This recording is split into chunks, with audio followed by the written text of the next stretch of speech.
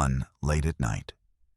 You and the person you're closest to, shoulder to shoulder. There's something you want to say. It's right there. But your hand finds the phone first. You open the thread between you, type it out, send it. 18 inches away, their screen lights up. Then back comes a reaction, a heart, a thumbs up, something small. You set the phone down. It feels like everything got said, and also like nothing did. What took all of this from us? 2. We have never been more connected. Messages flying, likes landing, comments scrolling. A relationship has never been more accessible. Open it anytime. Find anyone, anywhere. And yet more and more people are naming the same feeling. The easier connection gets, the lighter it feels. Like you're together, but not really. Like you have everything, but something's missing. It's hard to put into words. When you try, it sounds like complaining. You have so many friends, though. You're talking to people all the time. Maybe it's a personal failing, or maybe something's shifted in the world itself. We haven't grown cold. Connection was rewritten. 3. Start with the most visible layer. Face-to-face got replaced by messages. Presence got replaced by likes. The screen became the default medium between people. This isn't about screens being wrong. It's about asking, did something disappear in the process? Those stretches of time when you didn't need to do anything, just be there, the silence where the other person already understood before you finish the low-key, aimless sitting together with nothing to accomplish. These are becoming rare. Why? Likes can be counted. Presence cannot. 4. Go one layer deeper. We live inside the attention economy. To keep that system running, it needs optimizable metrics. Time on platform, likes, retention, engagement rate. To make those numbers look good, relationships get rewritten, slowly, quietly, into legible, trackable interactions. What can be counted gets amplified, rewarded, surfaced. What can't, presence, vulnerability, sitting with someone for no reason because it generates no data, produces no revenue, gets systematically pushed to the edge. There's a harder layer under that. The efficiency logic has leaked into private life.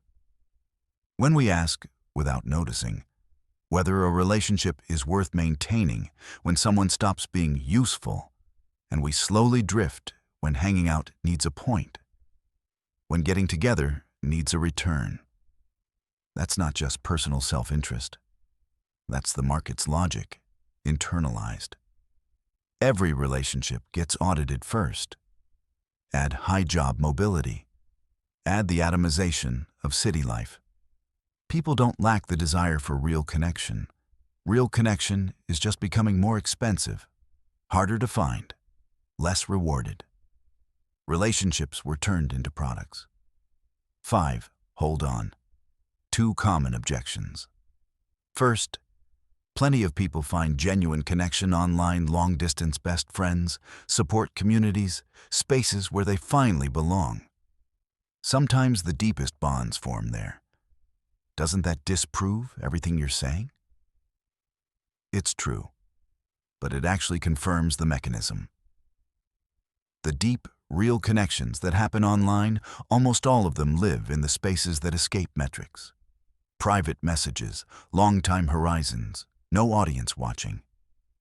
The moment they get pushed back into the feed, reorganized by algorithms around likes and reach, they go light too. It's not that online can't be real. It's that real can only survive outside of measurement. Second, past societies were full of isolation, too tight-knit communities full of surveillance, coercion, no such thing as privacy. The past was more authentic. Isn't that just romanticizing something that never existed? Yes. This isn't saying the past was better. Alienation has always existed. The causes were different: scarcity, hierarchy, displacement. What's distinct now isn't that alienation got worse. It's that intimacy itself got productized. The core of connection got rewritten by metrics. The disease changed, not the degree. Immeasurable closeness is being quietly deleted. 6. Go all the way down. When only measurable, monetizable connection gets to survive, the cost of trust and vulnerability keeps rising. People learn to protect themselves. Don't show weakness casually. Don't be real without a reason, because vulnerability misplaced carries a real price. Loneliness stops being a personal problem to solve. It becomes a structural condition.